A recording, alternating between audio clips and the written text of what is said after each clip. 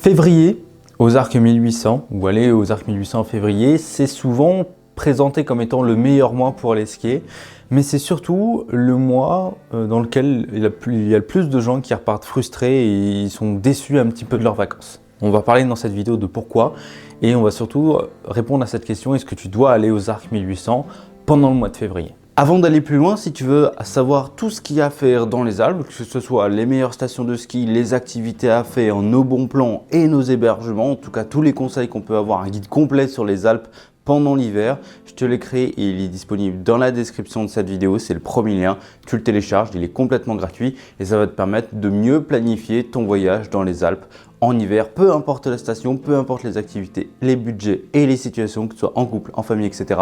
Tout est dans ce guide-là, il est complètement gratuit, il va vraiment t'aider à aller plus loin et à organiser de meilleures vacances. Donc télécharge-le directement dans la description et nous, on continue sur la vidéo. Déjà, pourquoi février, ça attire autant de monde?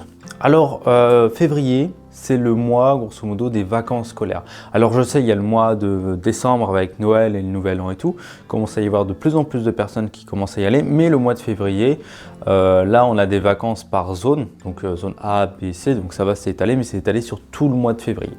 Le problème de ça, c'est que y a beaucoup de monde qui y va. Pourquoi? Parce que la neige est bonne. Il y a eu le temps de neiger en décembre, en janvier, il a fait bien froid, donc la neige, elle est restée.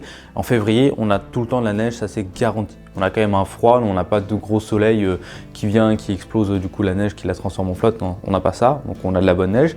Deuxième chose, c'est que par rapport à décembre, les journées sont plus longues et donc on a plus de ski. Au lieu de faire du 9h, 16h20, on a à peu près du 8h30, 17h, donc quasiment une heure de ski en plus par rapport à décembre, pour le même prix finalement. Le problème de ça, c'est que du coup, il y a plus de monde là-bas. Il y a plus de monde sur les pistes, donc tu commences à faire la queue aux remontées mécaniques et des fois tu peux faire la queue, mais quand je te parle de queue, c'est pas juste tu arrives, voilà, il y a 2-3 trucs devant toi, non, je te parle, il y a à peu près 5-10 minutes d'attente aux remontées mécaniques et ça c'est trop chiant.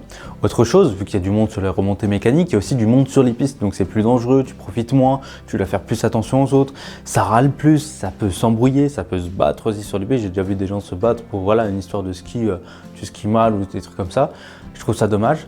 Il y a aussi tout ce qui est les écoles qui font des grands zigzags, qui occupent la moitié de la piste. Bah voilà, déjà ça à doubler, c'est compliqué, mais en plus quand il y a du monde, c'est un vrai bordel. Donc il faut faire attention à ça. En février, les prix augmentent, évidemment, vu qu'il y a du monde qui commence à arriver, tout le monde va aller au ski, les gens qui louent, en fait, ils se font plaisir sur les prix, ils augmentent à mort leur prix. Et du coup, c'est un petit peu chiant pour ton budget à toi.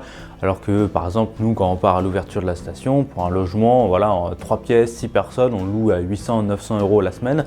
Alors que par exemple, la semaine suivante, à Noël, il est à 4-5 000 € la semaine.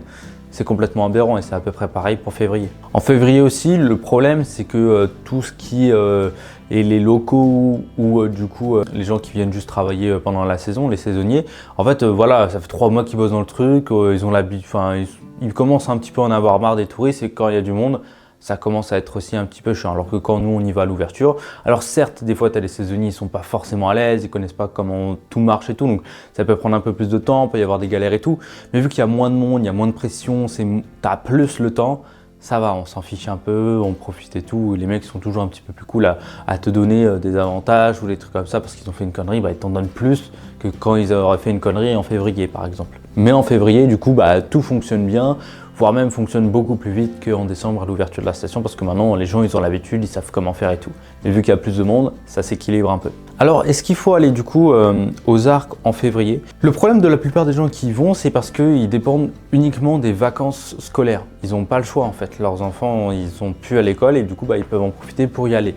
Et moi je trouve ça un petit peu dommage parce que par exemple la dernière semaine de décembre, juste avant Noël, je me souviens qu'en cours on faisait plus grand chose, tu vois, on savait que voilà Noël arrivait, tout le monde était détendu, on y allait plus doucement quoi. Et donc faire louper l'école à ton gamin pendant une semaine à ce moment-là, ça va rien faire en fait. Donc c'est peut-être plus intéressant de passer à ce moment-là ou à la limite de carrément lui faire sauter une semaine d'école en janvier ou en mars, d'esquiver un petit peu la saison des périodes scolaires qui seront plus chères, il y aura plus de monde et tout, Pour moi, c'est pas une bonne idée d'y aller en février. C'est le mois où il faut absolument éviter parce qu'il y aura plus de monde, ce sera plus le bordel. Moi qui aime bien skier et être seul sur la piste, c'est pour ça que je pars vraiment quand il y a le moins de monde possible.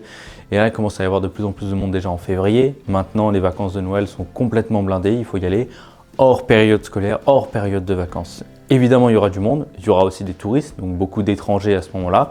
Mais en tout cas, tu seras un petit peu plus tranquille dans les autres périodes. Si tu veux savoir tout ce qu'il y a à faire dans les Alpes, que ce soit les meilleures stations de ski, les activités à faire, nos bons plans et nos hébergements, en tout cas tous les conseils qu'on peut avoir, un guide complet sur les Alpes pendant l'hiver, je te l'ai créé et il est disponible dans la description de cette vidéo, c'est le premier lien, tu le télécharges, il est complètement gratuit et ça va te permettre de mieux planifier ton voyage dans les Alpes en hiver, peu importe la station, peu importe les activités, les budgets et les situations, que ce soit en couple, en famille, etc.